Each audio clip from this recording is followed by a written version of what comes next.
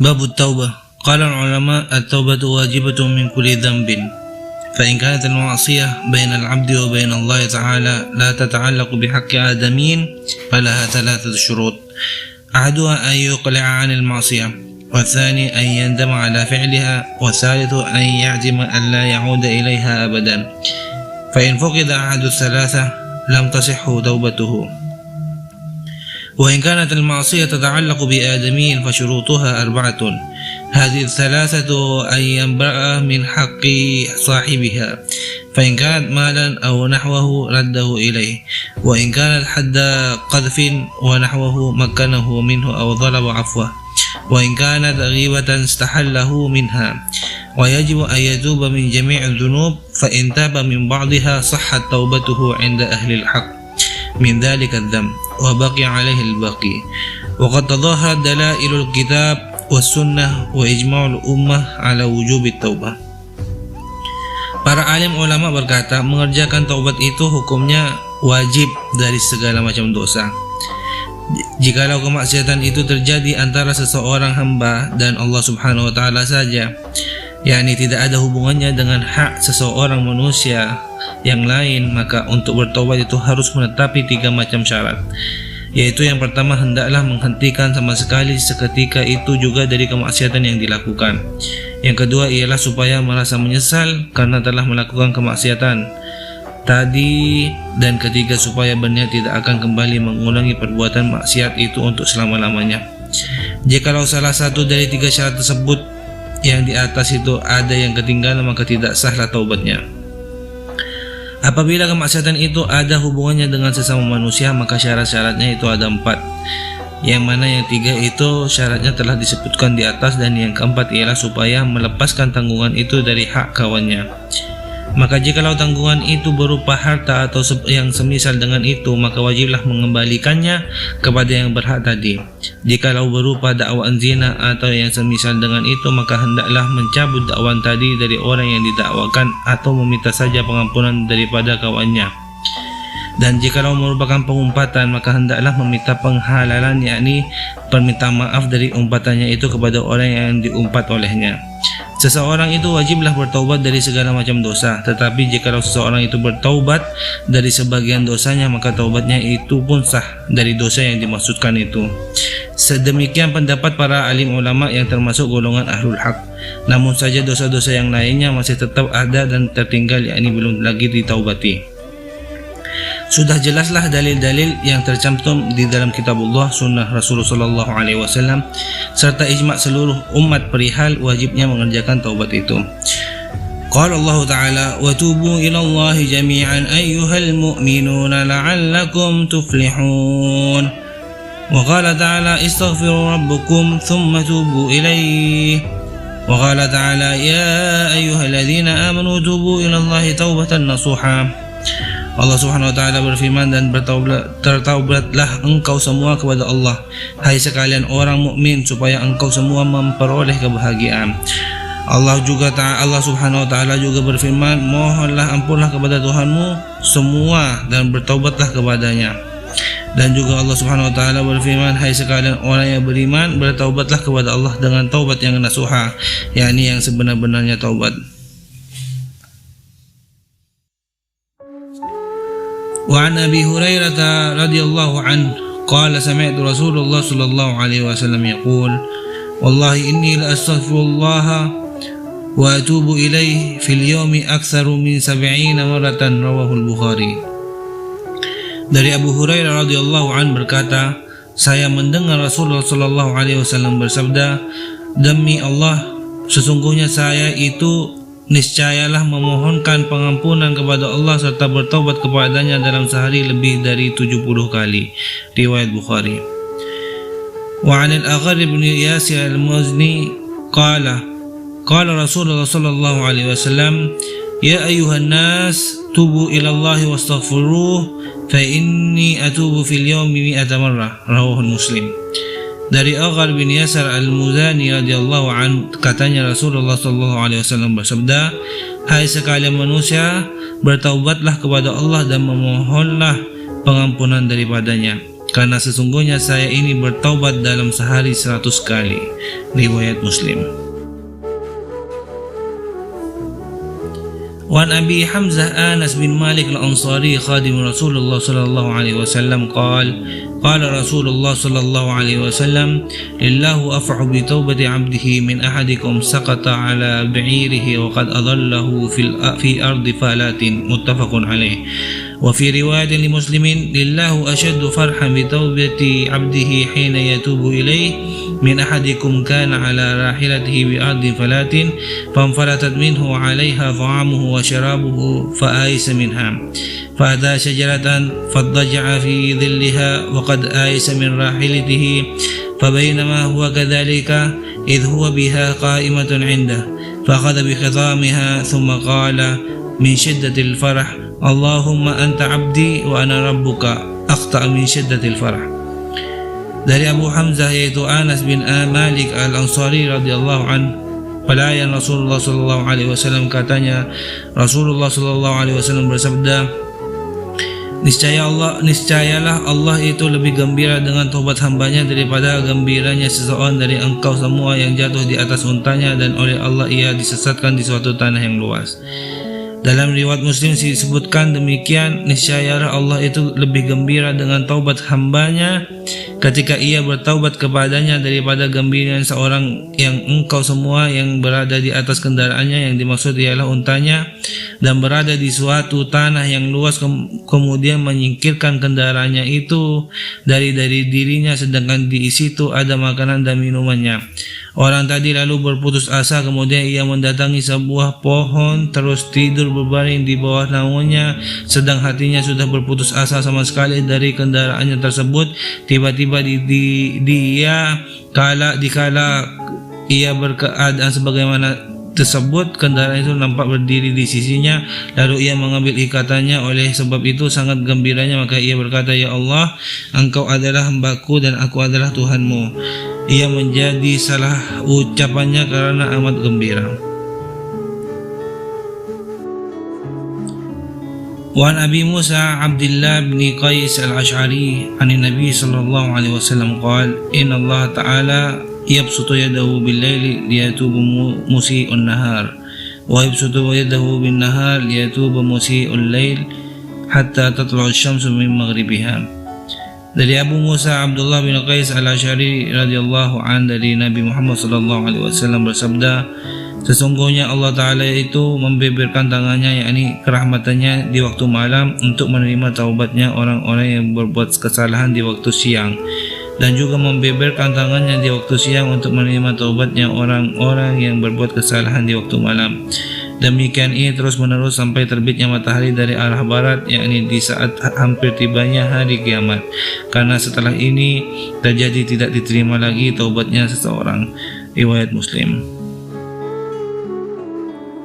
Wan Abi Hurairah qala Rasulullah sallallahu alaihi wasallam man taba qabla an tatlu'a asy-syamsu min maghribiha taballahu alaihi. Rawahu Muslim.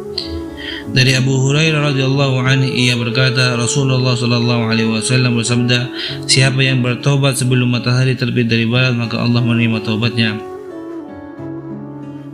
Wan Abi Abdurrahman Abdullah bin Umar bin Khattab radhiyallahu anhuma anin Nabi sallallahu alaihi wasallam qala inna Allah azza wa jalla yaqbalu taubatal 'abdi ma lam yugharghir. Rawahu Tirmidzi.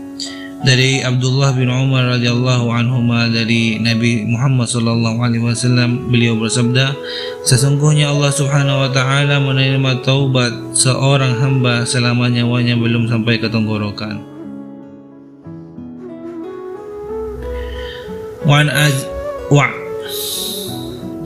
وعن زر بن عبيش قال أتيت صفوان بن عسار رضي الله عنه أسأله عن المسح على الخفين فقال ما جاء بك يا زر فقلت ابتغاء العلم فقال إن الملائكة تضع أجنحتها لطالب العلم رضا بما يطلب فقلت إنه قد حك في صدر المسح على الخفين بعد الغائط والبول وكنت مرءا من أصحاب النبي صلى الله عليه وسلم فجئت أسألك هل سمعته يذكر في ذلك شيئا قال نعم كان يأمرنا إذا كنا سفرا أو مسافرين ألا ننزع خفافنا ثلاثة أيام ولياليهن إلا من جنابة لكن من غائط وبول ونوم. فقلت هل سمعته يذكر في الهوى شيئا؟ قال نعم، كنا مع رسول الله صلى الله عليه وسلم في سفر فبينا نحن عنده إذ ناداه أعرابي بصوت له جهوري يا محمد، فأجابه رسول الله صلى الله عليه وسلم نحوا من صوته ها فقلت له ويحك اغضض من صوتك فإنك عند النبي صلى الله عليه وسلم وقد نهيت عن هذا. فقال والله لا أغضض. قال العربي المرء يحب القوم ولما يلحق بهم قال النبي صلى الله عليه وسلم المرء مع من أحب يوم القيامة. فما زال يحدثنا حتى ذكر بابا من المغرب مسيرة عرضه أو يسير الركب في عرضه 40 أو 70 عاما. قال سفيان أحد الرواة قبل الشام خلق الله تعالى يوم خلق السماوات والأرض مفتوحا للتوبة لا يغلق حتى تطلع الشمس منه. Rawahu Tirmidzi. Telah menceritakan kepada kami Ibnu Abu Umar telah menceritakan kepada kami Sufyan dari Asim bin Al-Najud dari Zir Al-Hubayshi berkata, aku datang kepada Sufyan bin Asal Al-Muradi bertanya kepadanya mengenai mengusap sepatu. Kemudian ia berkata, apa yang engkau bawa wahai Zir? Kenapa engkau datang wahai Zir? Aku berkata, keinginan mendapatkan ilmu. Kemudian ia berkata, sesungguhnya malaikat meletakkan sayapnya untuk penuntut ilmu karena ridha terhadap ilmu yang ia tuntut. Kemudian aku katakan, sesungguhnya terbetik di hatiku masalah mengusap sepatu setelah buang air besar dan air kecil, sementara engkau adalah seorang sahabat Nabi Muhammad SAW.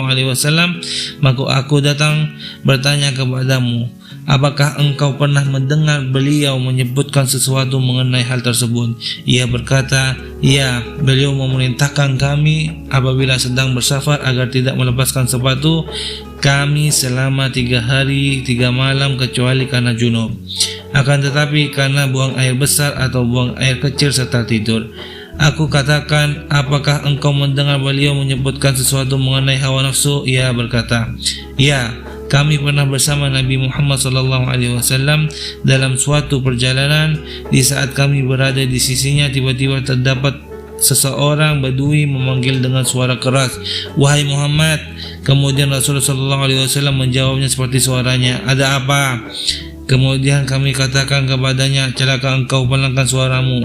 Sesungguhnya engkau di sisi Nabi Muhammad SAW dan engkau telah dilarang untuk melakukan hal ini.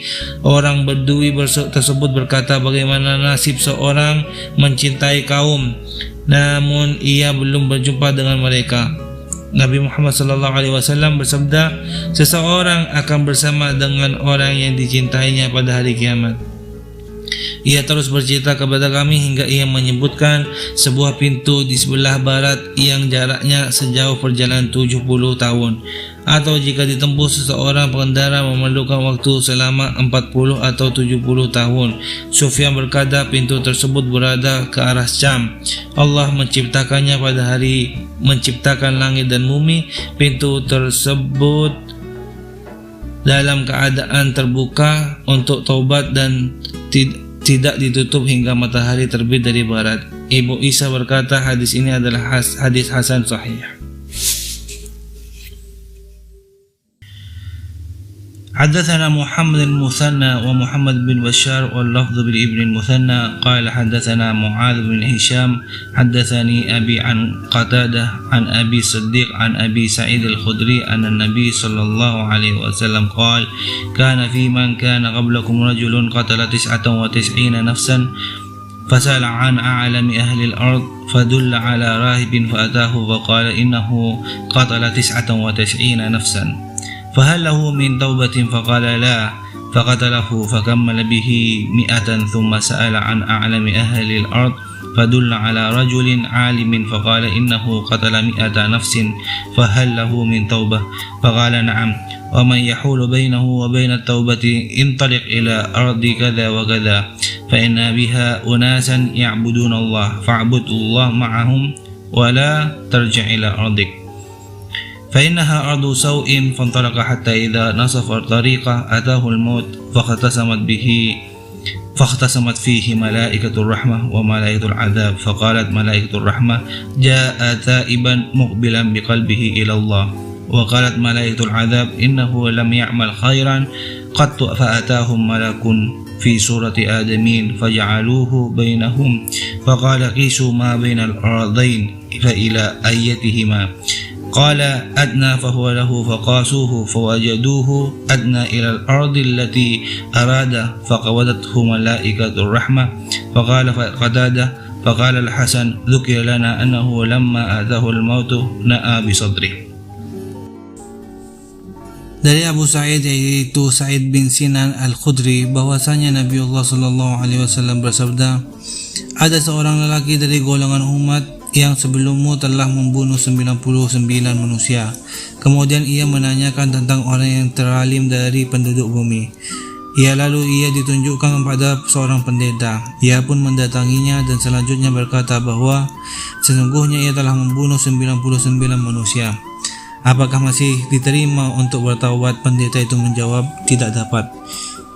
Kemudian pendeta itu dibunuh sekali dan dengan demikian ia telah menyempurnakan jumlah 100 dengan ditambah seorang lagi itu. Lalu ia bertanya lagi tentang seorang yang teralim dari penduduk bumi. Kemudian ditunjukkan pada seorang yang alim. Selanjutnya ia mengatakan bahwa sesungguhnya ia telah membunuh 100 manusia. Apakah masih diterima taubatnya? Orang alim itu menjawab, ya, masih dapat. Siapa yang dapat menghalang-halangi antara dirinya dengan taubat itu? Pergilah engkau ke tanah begini-begini, sebab di situ ada beberapa kelompok manusia yang sama menyembah Allah Subhanahu wa taala. Maka menyembahlah engkau kepada Allah itu bersama-sama dengan mereka dan janganlah engkau kembali ke tanahmu sendiri, sebab tanahmu adalah tanah yang buruk. Orang itu terus pergi sehingga di waktu ia telah sampai separuh perjalanan tiba-tiba ia didatangi oleh kematian. Kemudian bertengkarlah untuk mempersoalkan diri orang tadi malaikat kerahmatan dan malaikat siksaan, yakni yang bertugas memberikan kerahmatan dan bertugas memberikan siksa. Malaikat kerahmatan berkata, orang ini telah datang untuk bertaubat sambil menghadapkan hatinya kepada Allah Ta'ala. Malaikat siksaan berkata bahwasanya orang ini sama sekali belum pernah melakukan kebaikan sedikit pun. Selanjutnya ada seorang malaikat yang mendatangi malaikat dalam bentuk seorang manusia. Lalu ia dijadikan sebagai pemisah antara malaikat-malaikat yang berselisih tadi, yakni dijadikan hakim pemutusnya. Untuk menetapkan mana yang benar, ia berkata, ukurlah olehmu semua antara dua tempat di bumi itu, kemana ia lebih dekat letaknya. Maka orang ini adalah untuknya, maksudnya jikalau lebih dekat ke arah bumi yang dituju untuk melaksanakan taubatnya, maka ia adalah milik malaikat kerahmatan. Dan jikalau lebih dekat dengan bumi asalnya, maka ia adalah malaikat siksaan. Malaikat-malaikat itu mengukur, kemudian didapatinya bahwa orang tersebut adalah lebih dekat kepada bumi yang dikehendaki, yakni yang dituju untuk melaksanakan taubatnya. Oleh sebab itu maka ia dijemputlah oleh malaikat kerahmatan. Muttafaqun alaih.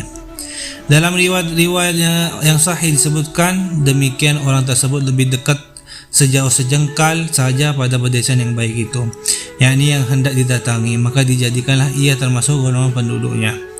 Dalam riwayat yang lain sahih pula disebutkan Allah Ta'ala lalu mewahyukan kepada tanah yang ini tempat asalnya supaya engkau menjauh dari kepada tanah yang ini, tempat yang hendak dituju supaya engkau mendekat, maksudnya supaya tanah asalnya itu memanjang sehingga kalau diukur menjadi jauh, sedang tanah yang dituju itu menyusut sehingga kalau diukur menjadi dekat jaraknya. Kemudian firman-Nya, ukurlah antara keduanya. Malaikat-malaikat itu mendapatkannya bahwa kepada yang ini yang dituju adalah lebih dekat sejauh sejengkal saja jaraknya, maka orang itu pun diampuni dosa-dosanya. Dalam riwayat lain disebutkan orang tersebut bergerak amat susah payah karena hendak mati dengan dadanya ke arah tempat yang dituju itu.